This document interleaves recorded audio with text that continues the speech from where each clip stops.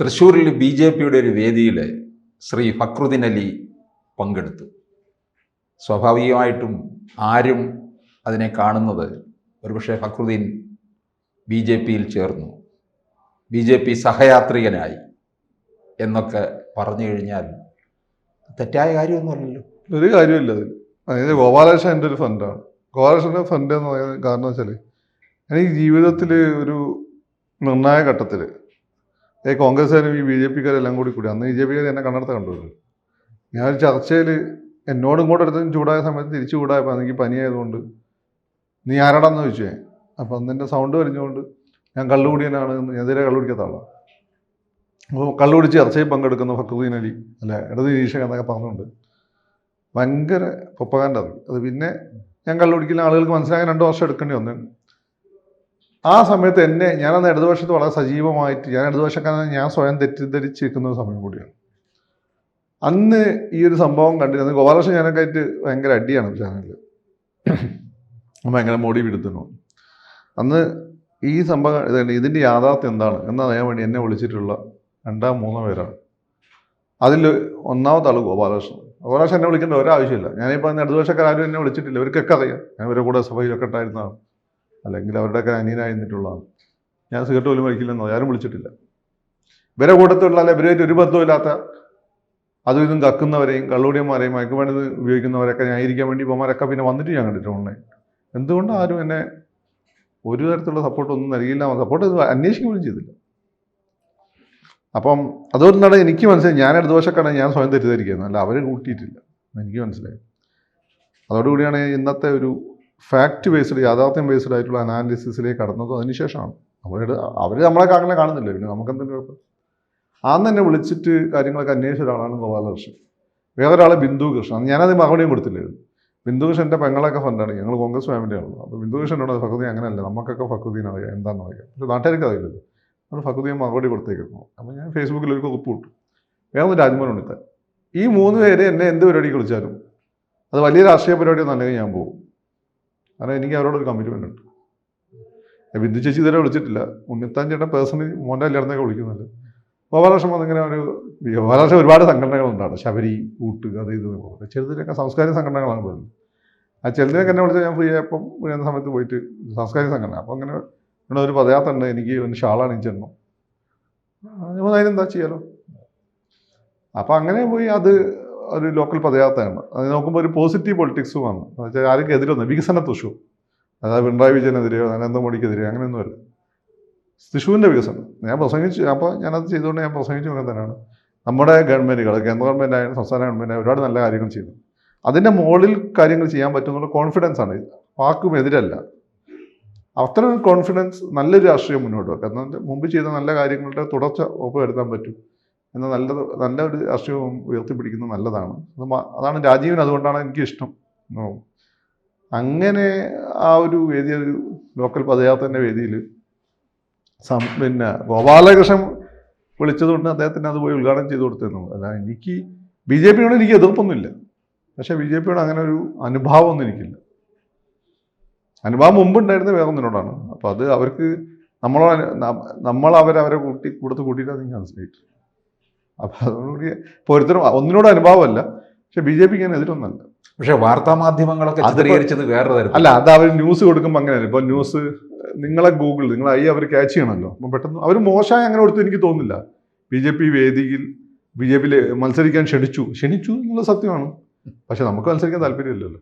നമുക്ക് അത് എനിക്ക് 30 വർഷം മുമ്പ് ക്ഷണിക്കുന്ന ആരെ വേണേലും ക്ഷണിക്കാം. അത് ആ സ്നേഹത്തിന് നന്ദി പറയുന്നു, നല്ല കാര്യം.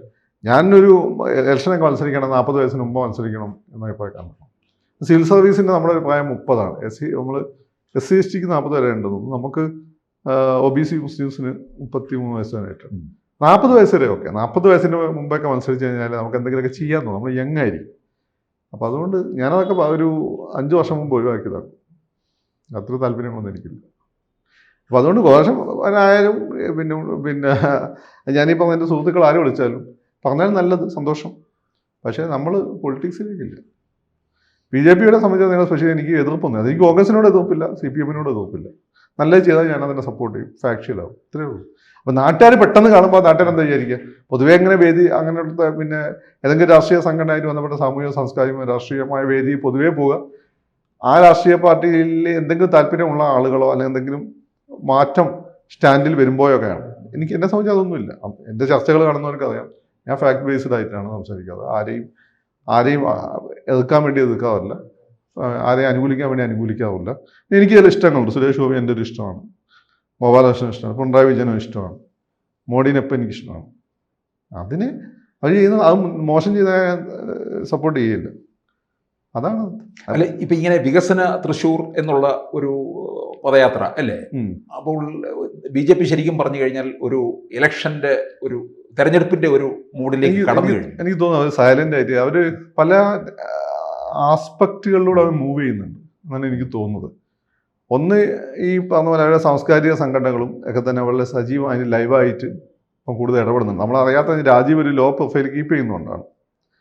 പിന്നെ അതുപോലെ BJPന്റെ താഴെത്തട്ടിലുള്ള പിന്നെ സംവിധാനങ്ങളെ അവർ വാമപ്പ് ചെയ്ത് കൊണ്ടുവരുന്നുണ്ട്.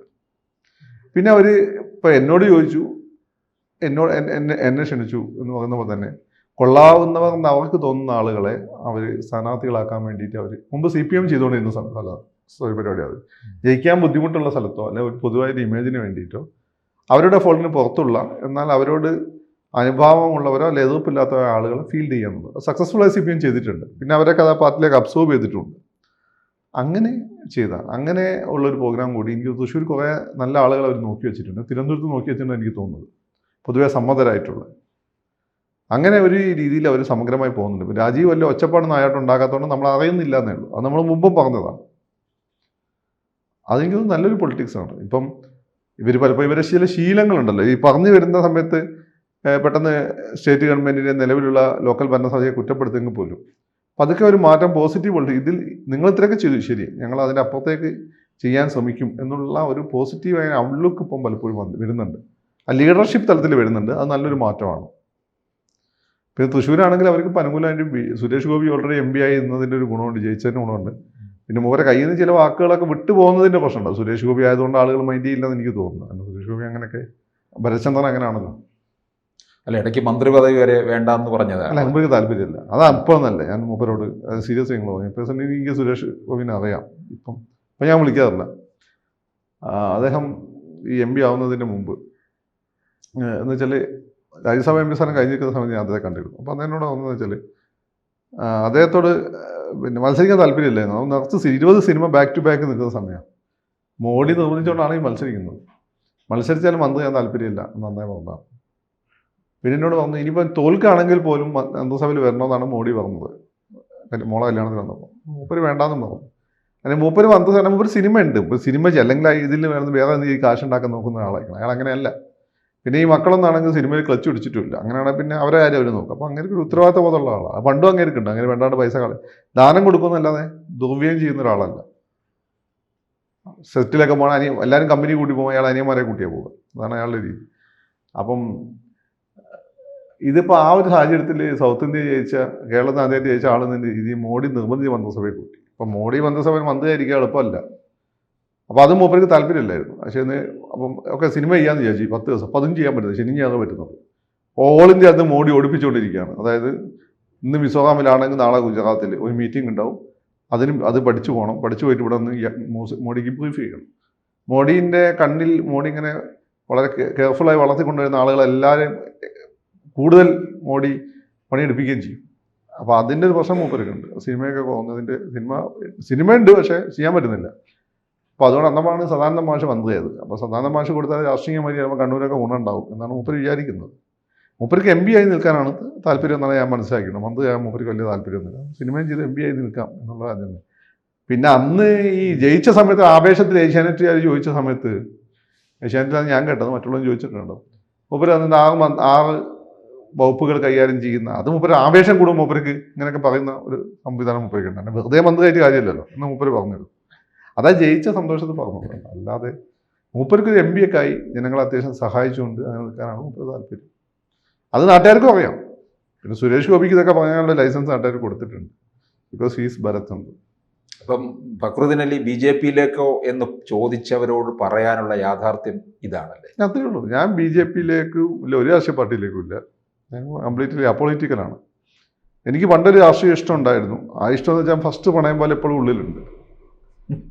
അത് അത്രയേ ഉള്ളൂ. അത് പക്ഷെ അതെൻ്റെ നിലപാടുകളൊന്നും സ്വാധീനിക്കാറില്ല. ഇപ്പം ഞാൻ ഫാക്ച്വലായിട്ടേ ഉള്ളൂ. പിന്നെ അവർ ആ ക്ഷണം ഒരു അംഗീകാരമായി കരുതുന്നു. പക്ഷെ എനിക്ക് ആ ക്ഷണം സ്വീകരിക്കാൻ നിർവാഹമില്ല. കാരണം എൻ്റെ ഒരു പൊളിറ്റിക്കൽ സ്റ്റാൻഡ് എന്ന് വെച്ചാൽ ഏതെങ്കിലും ഒരു സ്ഥാനത്തേക്ക് മത്സരിക്കാൻ 40-ന് മുമ്പ് വേണമെന്നുള്ളത്. അപ്പം പുതിയ പിള്ളേർ വരട്ടെ. ഓക്കെ.